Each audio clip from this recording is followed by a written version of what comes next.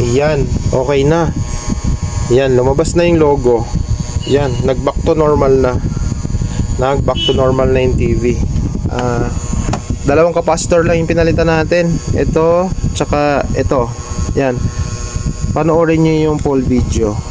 Konting tips to para sa nakakaintindi naman kahit hindi magaling. Kaya nyo to. Para hindi na kayo gumastos. Makatipid kayo sa gastusin. Good morning. Magbibigay tayo ng konting tips agad para makatulong tayo sa kapwa natin.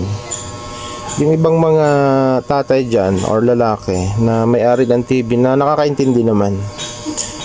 Yung TV nyo kapag ganito ang sakit, binuksan ko na yung mga minor lang muna ituturo ko sa inyo kasi baka hindi nyo masundan. Maliban na lang kung technician talaga, basic na yan. Ang problema nito, saksak natin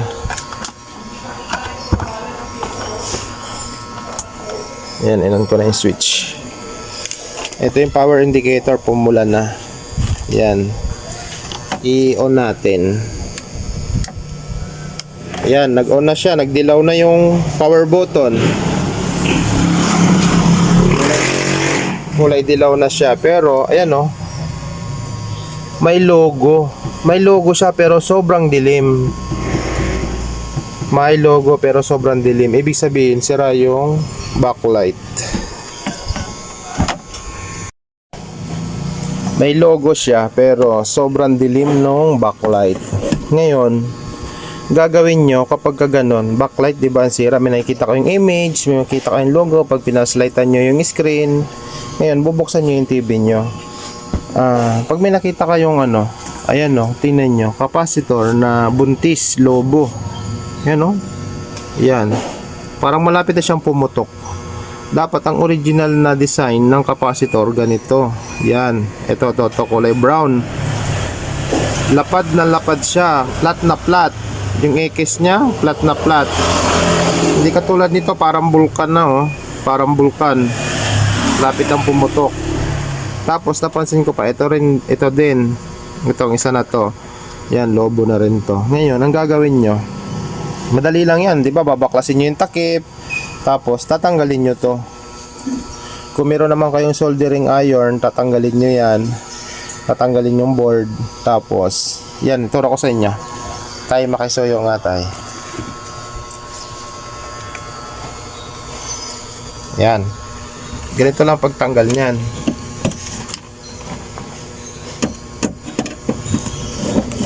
Para dun lang sa nakakaintindi na para hindi na kayo gumastos. Silipin nyo lang muna yung TV nyo, wala namang masamang silipin. Kung hindi nyo kaya, baka lalong lumala. Dalhin nyo na sa technician. Silipin nyo lang. Yung visual natin, inspection, pagtingin, may nakita agad tayong sira, lobo agad yung capacitor niya. Ibig sabihin, hindi normal yun.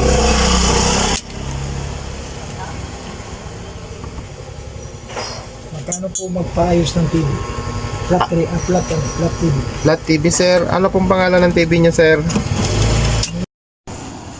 Yan. Papalitan na natin yung mga yung mga lumobo na nakita natin. Tatandaan nyo lang yung yung value nya. Tapos pupunta kayo sa bilihan. Yung value nya 30, nakasulat naman dyan, naka-indicate naman dyan. 35 volts, 330 microfarad. Yan. Tanggalin na natin yung capacitor na nakita natin na pag bumili ka ng SIM card ngayon, kano ka ng lobo. Ito yung capacitor na lobo. Dalawa. Isa, dalawa. Tatandaan nyo lang yung value.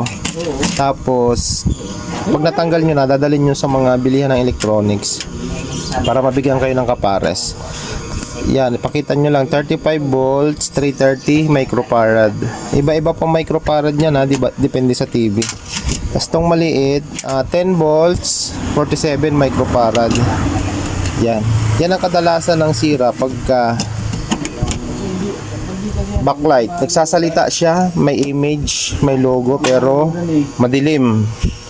Madilim. Yung power ng supply ng backlight niya, yung nagbibigay ng kuryente sa backlight, Sabi sa akin na hindi maganda. Hindi maganda, hindi tama. Kasi may mga sira. Kailangan i-correct natin yung mga sira. Sige, tanggalin natin to, itong dalawa. Dali lang pagtanggal. wala namang bayad yung pag ano, pag Ano ko lang ha, i-stand ko lang. Pasensya na maggalaw. tira tayo. 60 lang kami. Ano.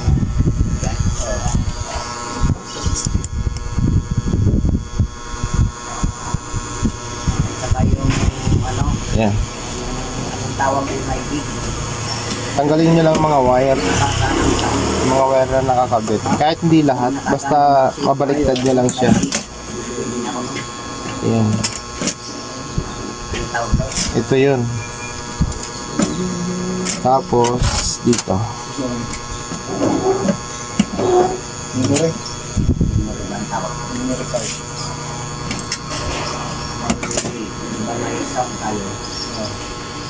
Gagamit ito hanggang hindi pa alas. Ano yung ano.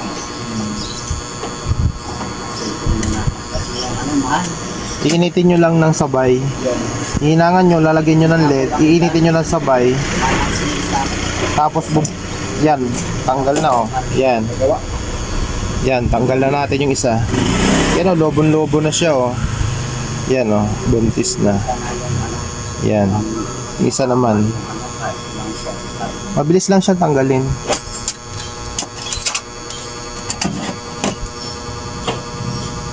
Wala na ako mo ng prayer. Tapos ito. Konting tips lang to sa nakakaintindi naman para hindi na kayo gumastos. Kung may panghinang naman kayo, panghinang lang kailangan nito. Makakalibre na kayo sa pagpaayos. Private yun eh. Public at ano.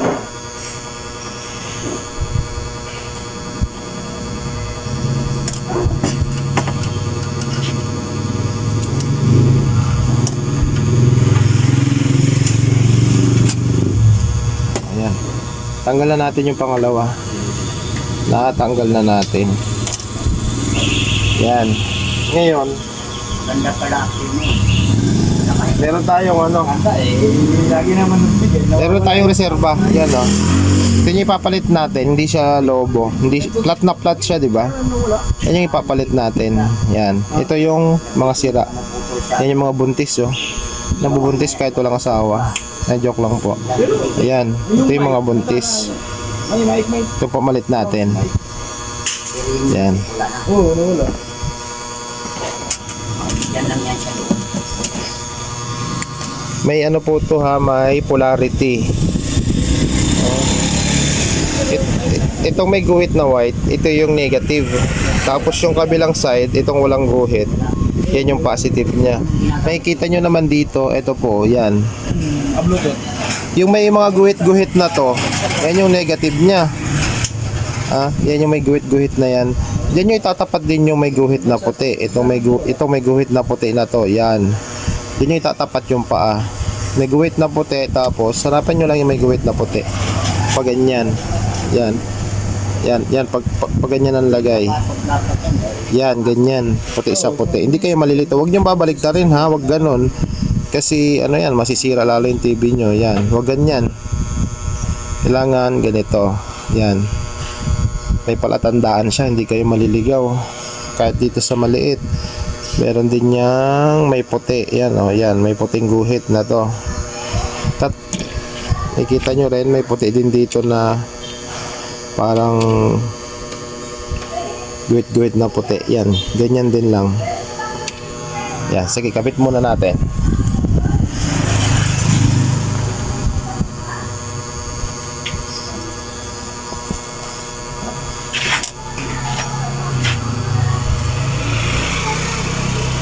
Madali lang to para di mo nakakaintindi naman sa electronics, lalo na sa electrical. Same lang din no sa electrical. Pag marunong ka sa electrical, konting sundot na lang dito, alam mo na to. Wow,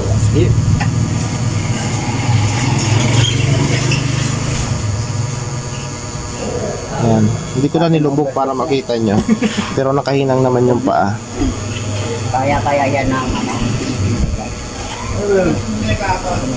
Mga nakakaintindi ng electrical or Tatanong ko yan. malalakas ang loob na kaya naman sundan, pwede nyo po itong gawin Dami-daming lumalabas ngayon. para hindi na kayo gumastos. No? May mga level naman to. May mga level naman to. Yan na, may polarity. Itong puti, negative. Ito sa kabila, walang guhit. Yun yung positive niya.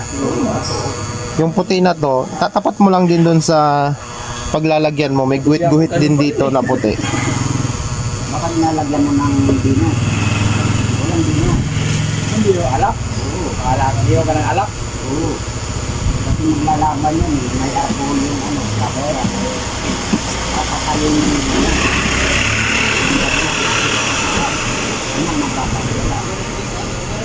Ginagawa ng ano. Kasi ito yung ano, Madali lang to guys. hanapan ng alak. Hanapan ng alak.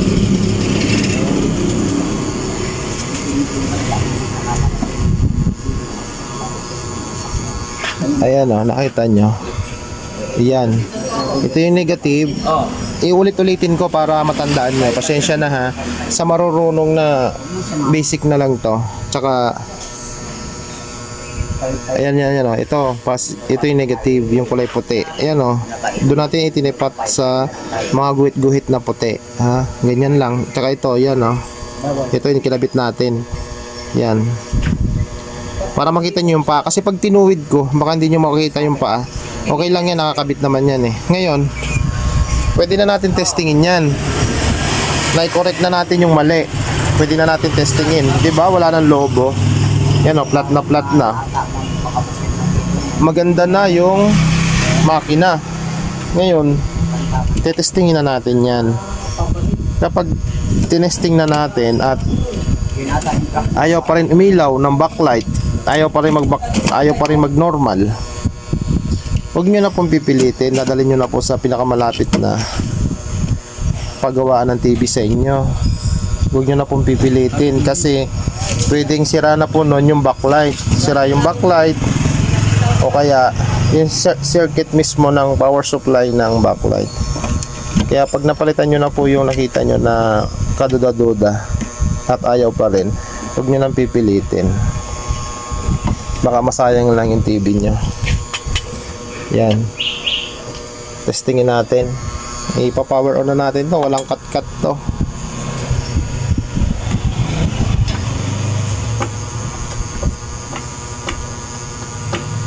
Ngayon, pag hindi umilaw to, meron pang problema. Hahanapin ko yun, tapos ipapakita ko rin sa inyo. Pero kapag umilaw na to, pag okay na yung TV, ibig sabihin yun lang ang problema niya, yung capacitor.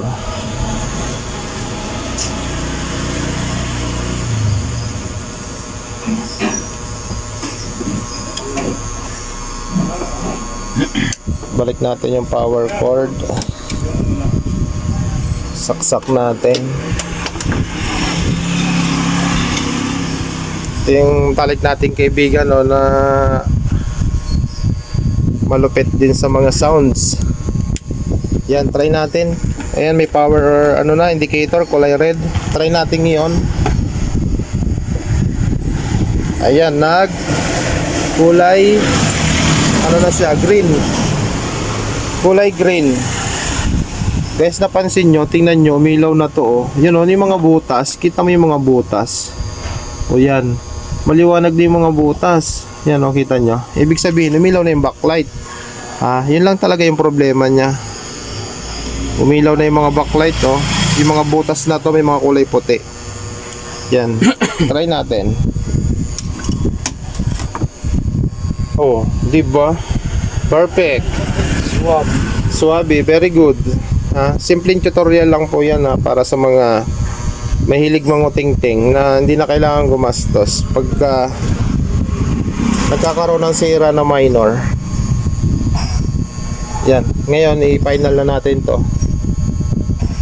Thank you guys, sana may natutunan kayo. Simpleng tips lang yun pero napakalaking halaga. Yan yung nilagay natin parang mga lasing pa balikot pa yan yan, parang mga lasing para makita nyo yung paa kung saan nakatap. kaya hindi ko na masyadong ibinaon. Makita nyo yung guhit-guhit. Yan. Pinaulit-ulit ko na yan para masundan nyo.